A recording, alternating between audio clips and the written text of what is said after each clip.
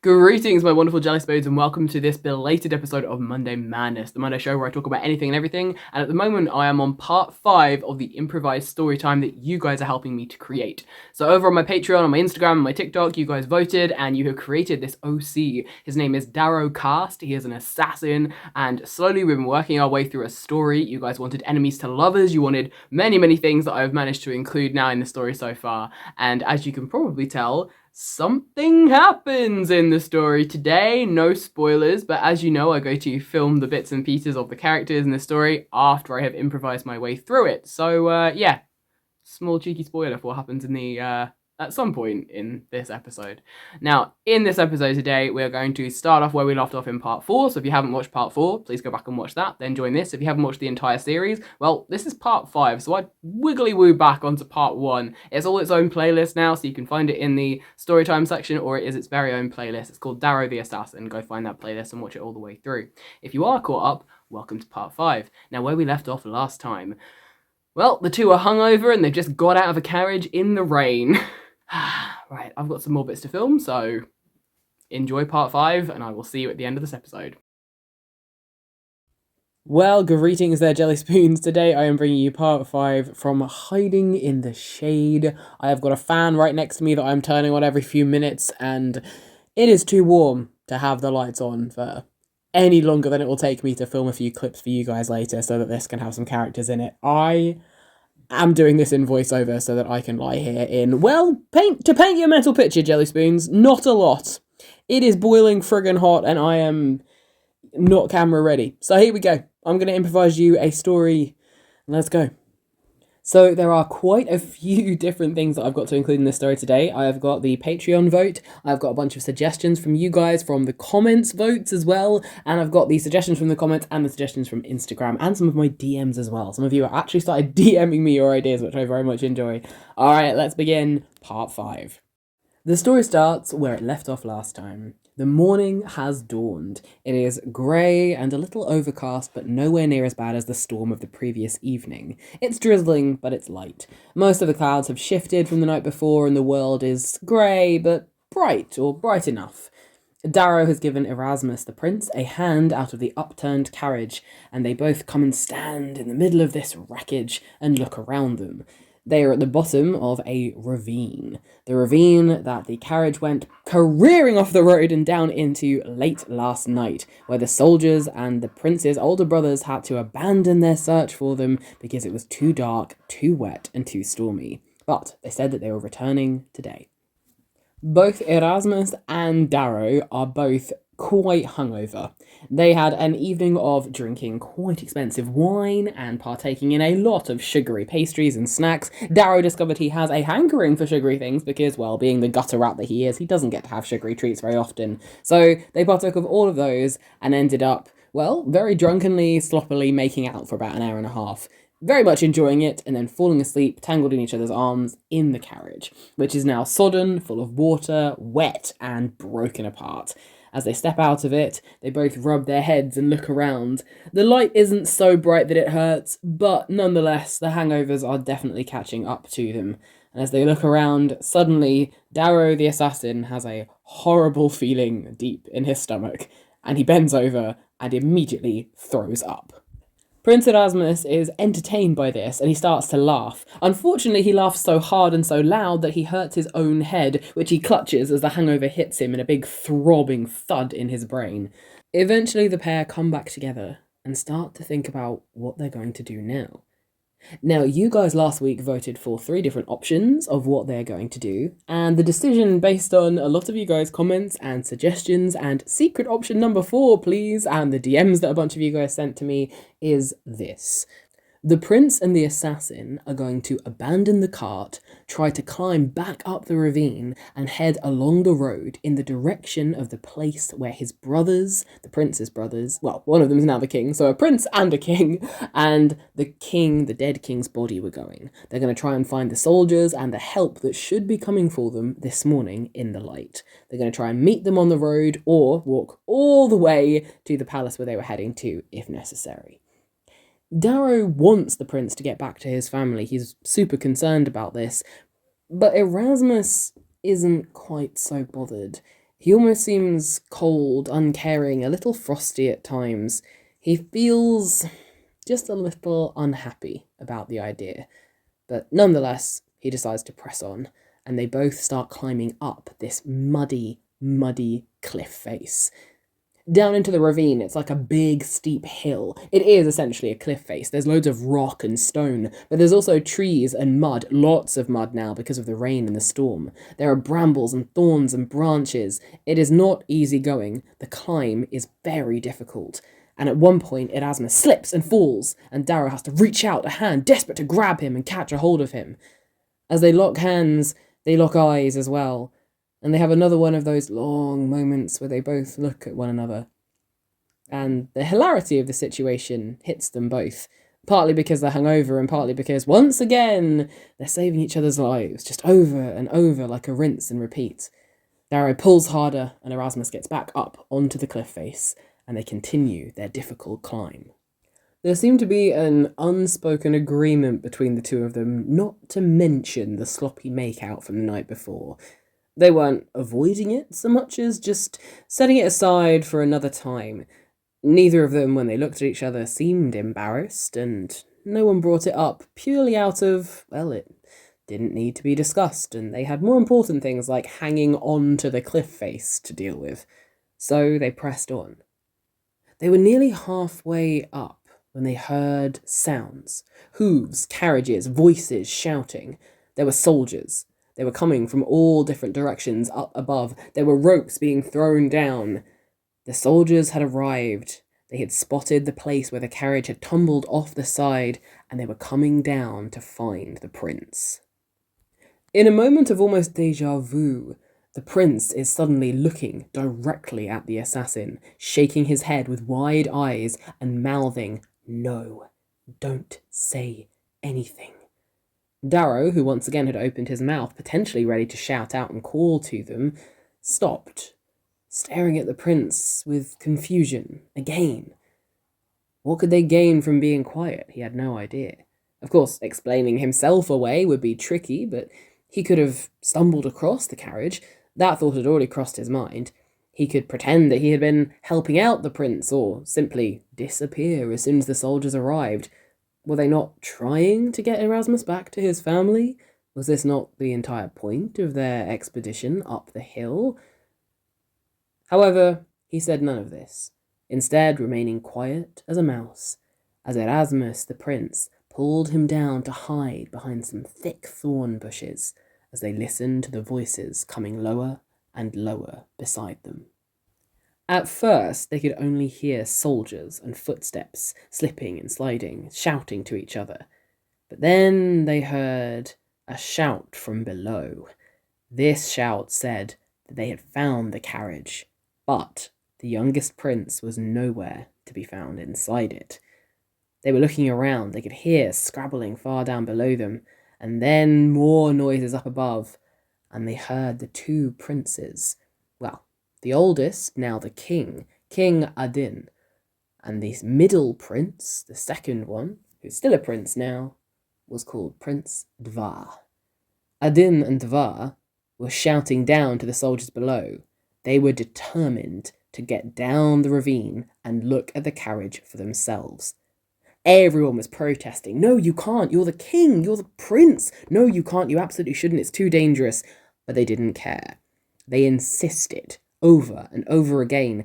And, well, it was the word of the king. And so, within a few moments, all the soldiers had done as they requested.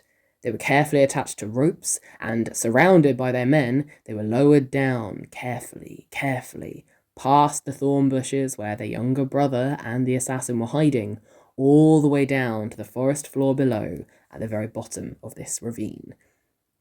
At this point, I would like to apologetically retcon something. When I did episode 1, I thought that I was going to set it in sort of modern times with a little bit of fantasy, but the more we've kept going and the more of your ideas I've enveloped into this world, I just don't think we need the modern. So I'm taking that out. It didn't really have any effect on the story at all. I think I mentioned people having mobile phones maybe once, but I realised at the end of last episode that the prince would surely have, a phone on him or some sort of satellite navigation, something like this. So we're retconning that. It wasn't important to the plot. So apologies to anyone who was looking for anything modern, but I am yeeting it out. It is now full fantasy. There is magic, and if you go back and listen to episode 1, just ignore any reference to people having phones. They were sketching and drawing, and I guess maybe sending stones are a thing, but they're not very common, that kind of thing. So apologies and retcon for us there.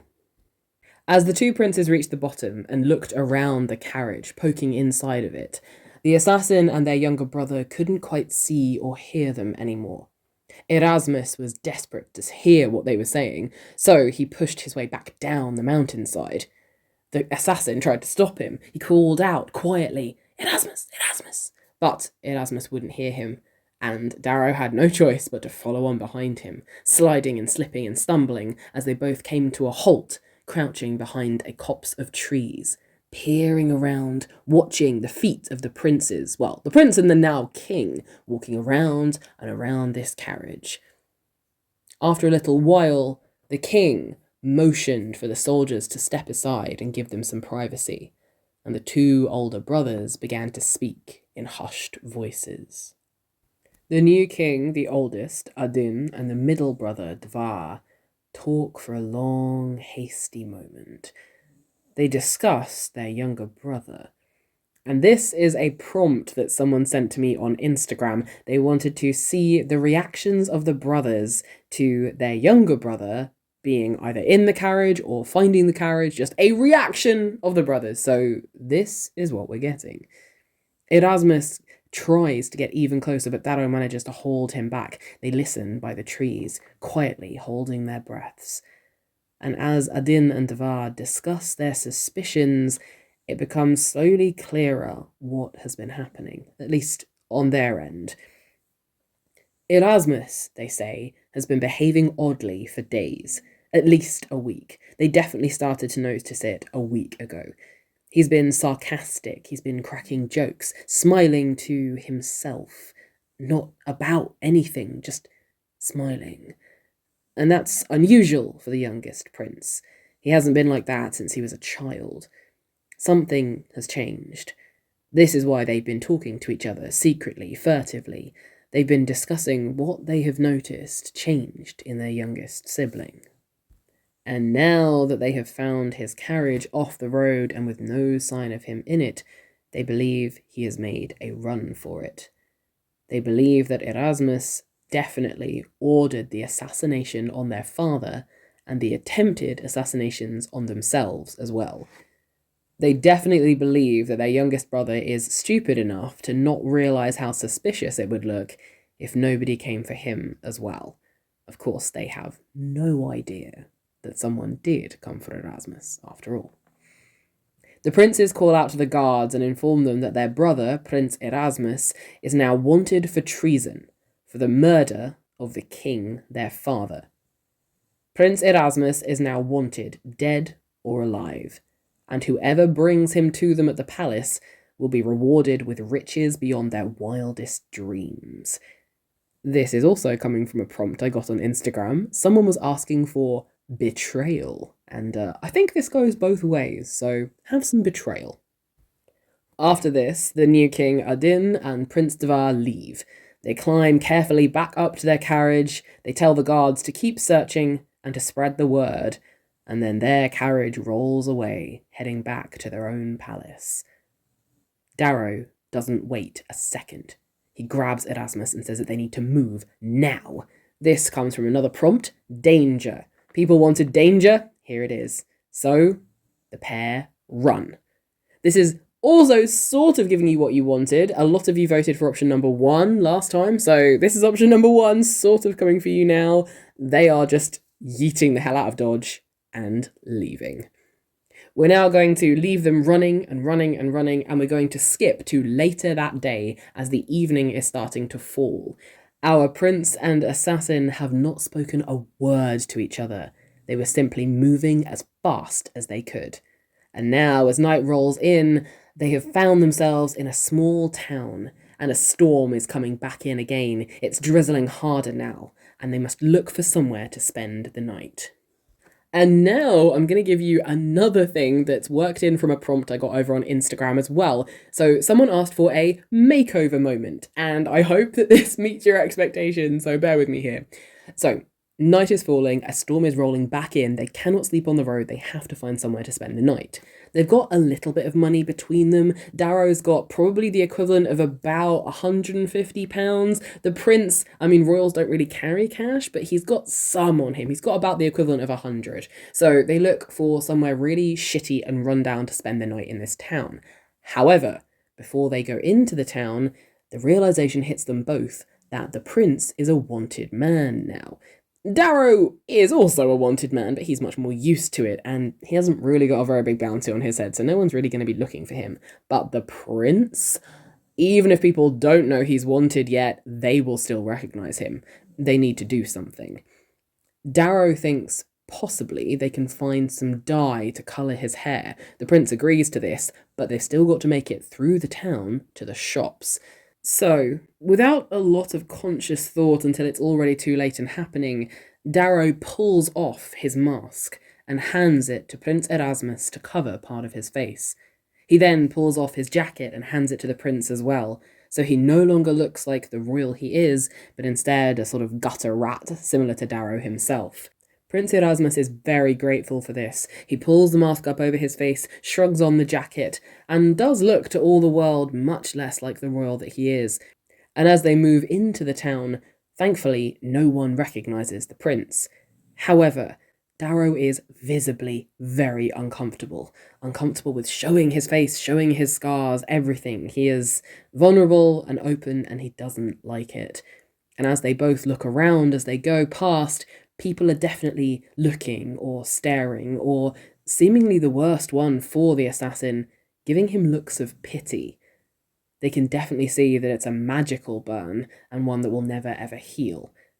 Darrow keeps his head down and they walk towards the market square where they can buy some hair dye.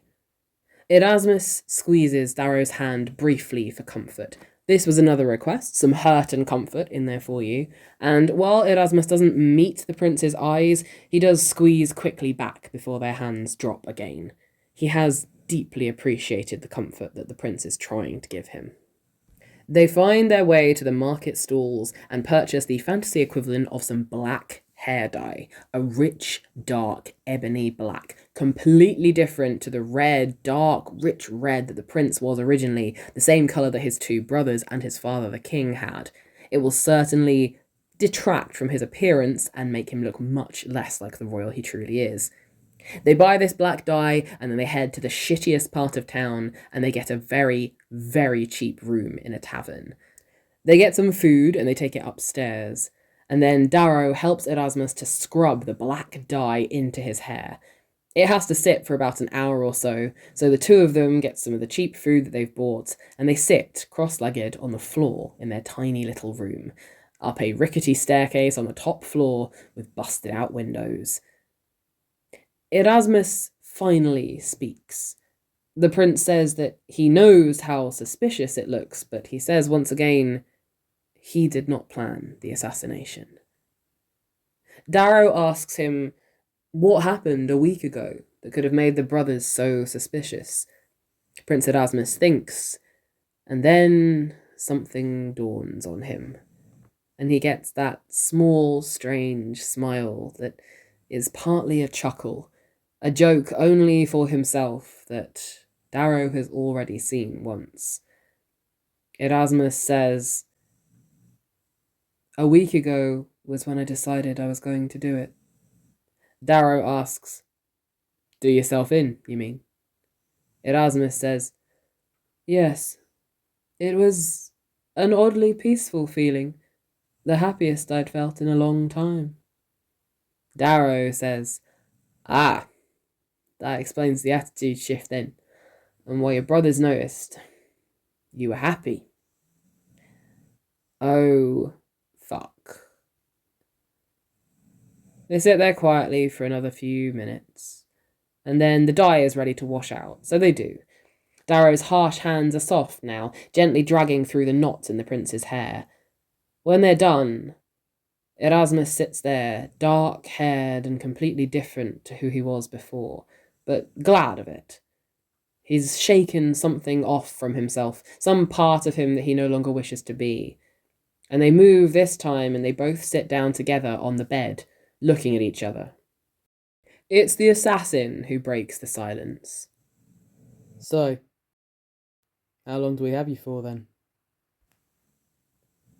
Erasmus answers, I was going to do it tomorrow, when we were the furthest away from home I had ever been.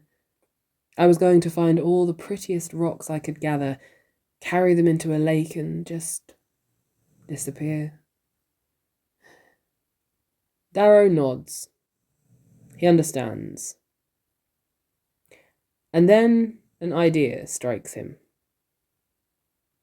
Well, if you're dead set on, well, getting dead, here, you can use this. And Darrow fishes in his pockets and pulls out the vial that he has carried all these years, and he holds it out, offering it to Prince Erasmus. Well, that brings us to the very end of this episode, and you guys, as ever, have 3 options to vote on. I'll be asking you for other suggestions over on my Instagram and my TikTok, and if you want to throw any other ideas in the comments down below, chuck those in. I always love reading you guys' thoughts, and here are the 3 things that I need you guys to vote on. Option number 1. We learn, somehow, that this is a trick, and the vial does not contain poison at all. Option number 2, the super angsty option if anyone wants to choose it. Erasmus takes the vial and goes to drink it, but Darrow stops him. And option number 3, Erasmus does not take the vial. Alright, I'll let you guys vote down in the comments below. Let me know what you want. Number 1, number 2, or number 3. Alright, let me know what you think down in the comments below. Throw in your suggestions, throw in your votes. Those of you who are following me on Patreon, I'll be putting up a vote over there very soon. And for everyone else who is following me on Instagram, over here, over on TikTok, I will throw you some prompts and ideas and things I want your opinions on. Maybe some polls as well, why not, later on this week. Let me know what you want to see in part 6 and where else you want this story to go. I'm gonna go and take this off because I'm freaking warm. Hydrate, please, my wonderful jelly spoons. I love you all. I'll see you very soon. Bye-bye.